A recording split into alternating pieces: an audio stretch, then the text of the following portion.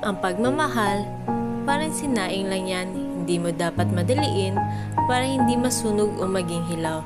Bagkus, hintayin mo lang para katamtaman lang yung luto. Ganon din sa pag-ibig. Huwag mong madaliin dahil mas masarap pa rin kapag tama na yung panahon.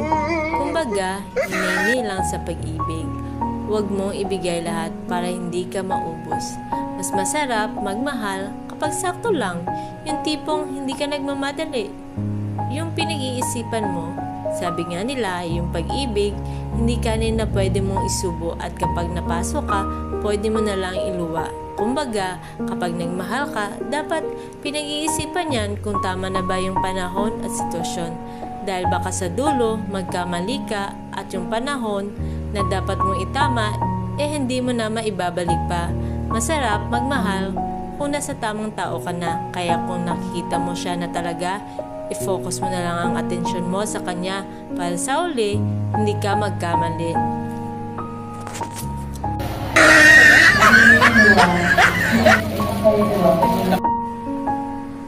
Huwag sanang maging dahilan ka nung luha ng taong nagmamahal sa'yo.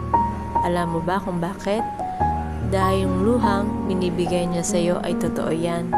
Kung nakikita mong umiiyak yung taong mahal mo, hindi mo yan ikakaganda o ikakagwapo. Bagkus, pag hinayangan mo yan dahil minsan ka lang makakakita ng taong umiiyak para sa'yo. Ginagawa mo!